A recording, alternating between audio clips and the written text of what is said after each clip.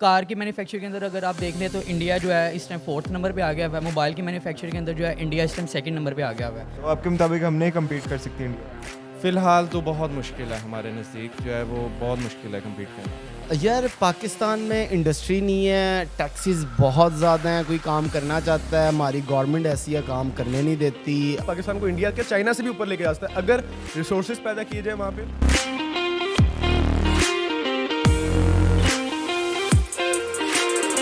अस्सलाम वालेकुम, वालेकुम सलाम। कैसी हैं आप? मैं बिल्कुल ठीक। इंडिया की जो मोबाइल मैन्युफैक्चरिंग इंडस्ट्री है ना, वो वर्ल्ड रैंकिंग में 2nd नंबर पे आती है। पाकिस्तान इतना पीछे क्यों है? सर पहली बात तो ये है कि इंडिया और पाकिस्तान का जो है ना कंपैरिजन हम लोग कर ही नहीं सकते, क्योंकि इंडिया हर चीज़ में जो है ना हमसे बहुत आगे जा चुका है। वो है आप ये कह सकते हो एटलीस्ट हमसे जो है ना इंडिया इस टाइम पे 10 साल से 15 साल आगे है हर चीज़ के अंदर। अच्छा सर, इसमें सबसे पहली चीज़ तो ये है कि इंडिया में ना प्रोडक्टिविटी बहुत ज़्यादा है। वहाँ पे टैलेंट को ना इन्हांस किया जाता है स्किल्स की बेस पे और रिसोर्सेज की बेस पे। अगर हम पाकिस्तान को इंडिया से कंपेयर करें तो पाकिस्तान में टैलेंट मौजूद है, लेकिन पाकिस्तान में वो रिसोर्सेज नहीं दिए जाते, वो एक इन्हांसमेंट अवेलेबिलिटी नहीं होती, जिसकी वजह से जो है पाकिस्तान ड्रॉबैक में आ जाता है। अगर अब आपने मोबाइल्स का क्वेश्चन किया है तो मैं आपको मोबाइल्स के बारे में अगर बताऊं तो इस तरह से कि इंडिया में आईफोन की प्रोडक्शन भी हो रही है, इंडिया में बाकी मोबाइल्स भी असेंबल हो रहे हैं और वो अपनी आवाम को इतना फैसिलिटेट करते हैं कि अपनी आवाम को वो पायदार चीज़ देते हैं।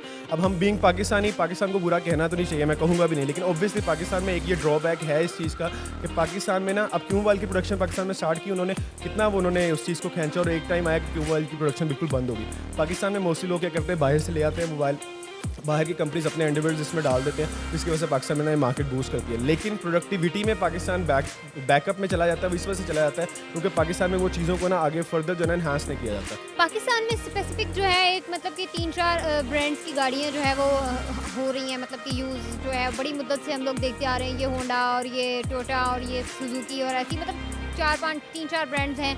अब जाके जो है वो किया और वो मतलब कि एमजी जो है वो गाड़ियाँ उसमें ऐड हुई हैं। बहुत पीछे है पाकिस्तान इस हवाले से। हम लोग जो है वो अगर हमारी आवाम जो है इस तरह इस स्टेप या इस लेवल पे पहुंच भी जाती है कि गाड़ी खरीदे, तो हमारी जो हुकूमत है वो इस किस्म की टैक्सेस जो है वो उस पर अलाउ कर देती है कि बाद में जो है इंसान अपने जहन से निकाल देता है कि भाई गाड़ी वाला जो काम है ना ये होना नहीं चाहिए।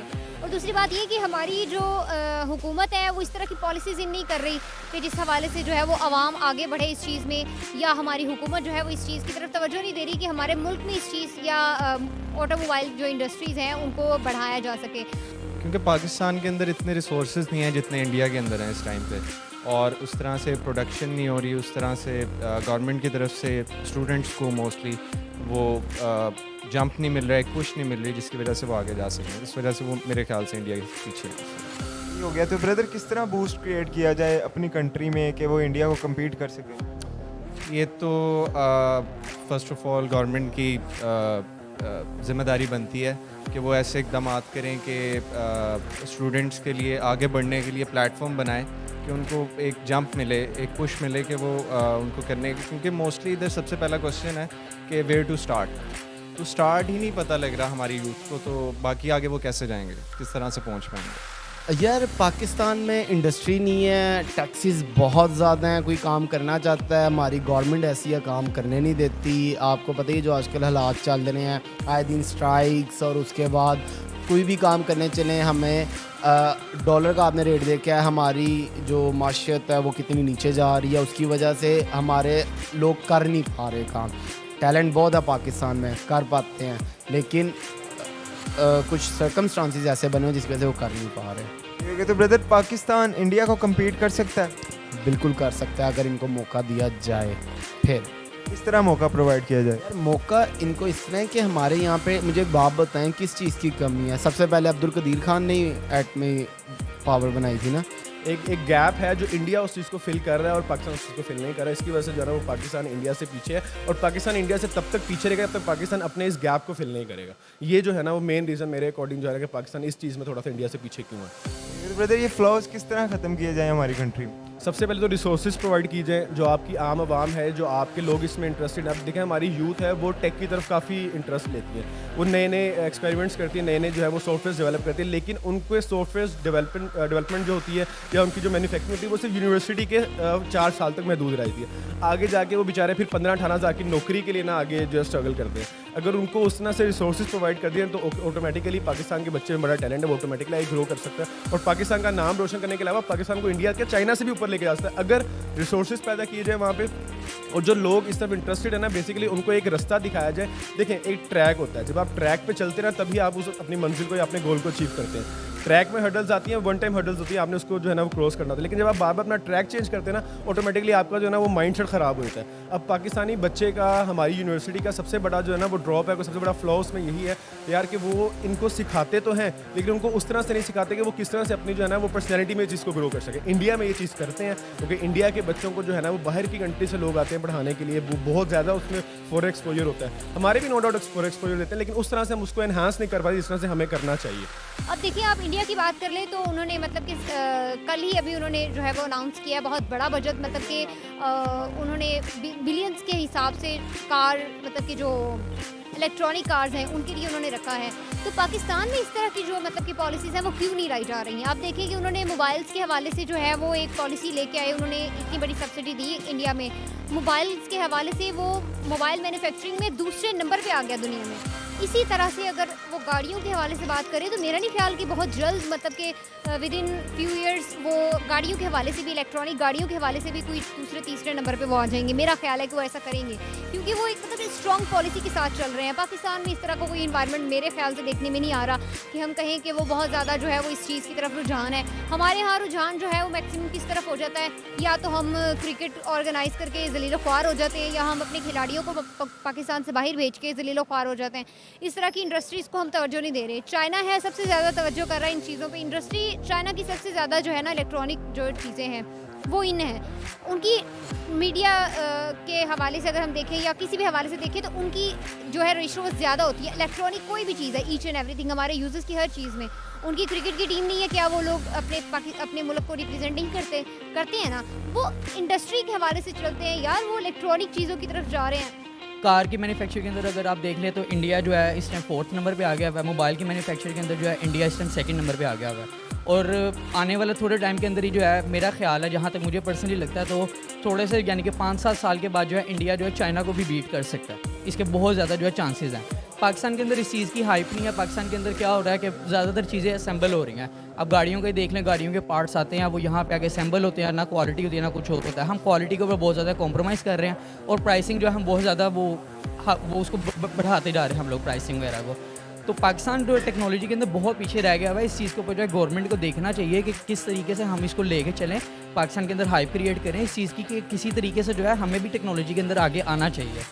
अब चाइना हमारा बहुत अच्छा दोस्त है, हमें अगर हम उनकी हेल्प ले सकते हैं, मलेशिया की हेल्प ले सकते हैं, बहुत सी ऐसे हमारे कंट्रीज़ हैं जो हमारे यानी कि दोस्त ममालिक हैं, हम उनकी हेल्प लेकर इस चीज़ को आगे लेके जा सकते हैं।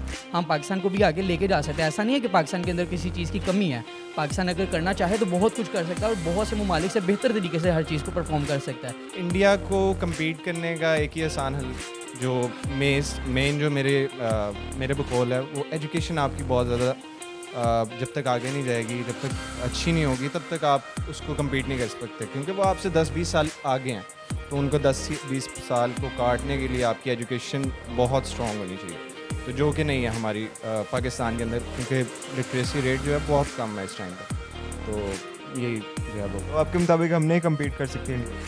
फ़िलहाल तो बहुत मुश्किल है, हमारे नज़दीक जो है वो बहुत मुश्किल है कम्पीट करना। आप लोग ये कि किसी भी चीज़ की तरफ तवज्जो देते रहते हो, आप इस तरह की चीज़ें इन्वॉल्व करो अपने इन्वायरमेंट के अंदर जो आप लोगों को बेनिफिट दें। आप गाड़ियाँ मैन्युफैक्चर करो, आप अदर कंट्रीज़ को दो, यार आप कितना कमाओगे। लेकिन इस तरफ पाकिस्तान की तवज्जो नहीं, क्योंकि हमने चलाना थोड़ी पाकिस्तान को। मैसेज देना चाहिए कि पाकिस्तान गवर्नमेंट को? यार मेरा तो यही मतलब कि एक मैसेज है। मैसेज क्या, हम तो रिक्वेस्ट ही कर सकते हैं, मैसेज तो हम क्या दे सकते हैं। हमारे मुल्क में वो बात ही नहीं है कि हम एक पोर्टल बनाएं जहाँ पे हमारे मैसेजेस जो है वो कन्वे किए जाएं और हमें रिस्पांस मिल सके। हम तो एक रिक्वेस्ट कर सकते हैं कि यार आप लोग ऐसे करो, कुछ ऐसी पॉलिसीज़ लेके आओ कि हमारा जो लो लेवल का तबका है वो थोड़ा ऊपर आ सके। अदर कंट्रीज़ में जब आप फॉरेन कंट्रीज़ में जाते हो तो बाइक मतलब बहुत एक पीछे वाला कॉन्सेप्ट है। गाड़ियाँ जो है वो हर किसी के पास गाड़ी होती है और बहुत कम कमाने वाला बंदा भी गाड़ी अफोर्ड कर रहा होता है। इसी तरह से मैं भी चाहती हूँ कि पाकिस्तान में कुछ ऐसा इन्वायरमेंट सेट हो जाए कि यार आप लोग गाड़ी जो है वो इजीली अफोर्ड कर सको। लोग जो हैं वो अपने इस तरीके से फाइनेंशियली उनको इतना मतलब कि स्ट्रॉन्ग बना दिया जाए, कुछ सब्सिडीज़ दे के, कुछ ऐसे पैकेजेस रख के, कुछ मतलब कि इस तरह की स्कीम्स ऐड करके, ताकि लोग जो है ना वो अपने आप के हवाले से भी सोच सकें अपनी चीज़ों के भी, और इस तरह की एक जैसे कि इंडिया ने किया है इलेक्ट्रॉनिक कार्स के हवाले से, मेरा ख्याल है पाकिस्तान भी कोई किसी से कम नहीं है। पाकिस्तान में भी प्लांट होना चाहिए इलेक्ट्रॉनिक कार्स का और बननी चाहिए, और ऐसी मैन्युफैक्चरिंग में जो है वो इतना पैसा है कि आप दूसरे मुल्क के साथ जो है वो दूसरी कंट्रीज़ में आप जैसे भी अपनी प्रोडक्ट्स जो हैं वो सेल करेंगे, आपके साथ जो है वो अच्छी खासी इनकम जुड़ जाएगी। मेरा नहीं ख्याल कि ये बहुत बुरा कोई आइडिया है। ये जो है ना कि हमें जो है ना रिसोर्सेज सबसे पहले डेवलप करने चाहिए।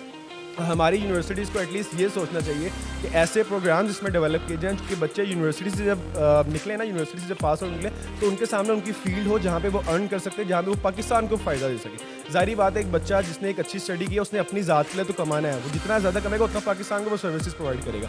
हमारे बच्चे यूनिवर्सिटी की महदूद तक बिल्कुल ठीक चलते हैं, प्रोजेक्ट्स होते हैं, हर चीज़ बहुत बहुत अमेजिंग करते हैं, लेकिन आफ्टर द यूनिवर्सिटी वो जो है ना एक फ्लो में चल जाता है कि उनको जॉब्स नहीं मिल रही होती। क्यों नहीं मिल रही होती? क्योंकि उनके पास टैलेंट है, वो उस टैलेंट को पहचानने का, उस टैलेंट को बूस्ट करने का यहाँ पे रिसोर्सेज मौजूद हैं। तो रिसोर्सेज मेरे ख्याल में सबसे बेस्ट है कि रिसोर्सेज दिए जाए, तो वो जो है ना एक चीज़ मेंटेन रख सकते हैं इस चीज़ को। स्कूल से ही उसका एक एंटरप्रेन्योरशिप माइंड बनाया जाए, उसको एक एंटरप्रेन्योर की तरह से तैयार किया जाए। हमारे कल्चर में ये चीज़ मौजूद है कि हमारे माँ बाप पर्सनली क्या कहते हैं कि मैंने अपने बच्चे को पढ़ा के एक अच्छी नौकरी कर ले, 40-50-60 लाख रुपए कमा ले, बहुत है।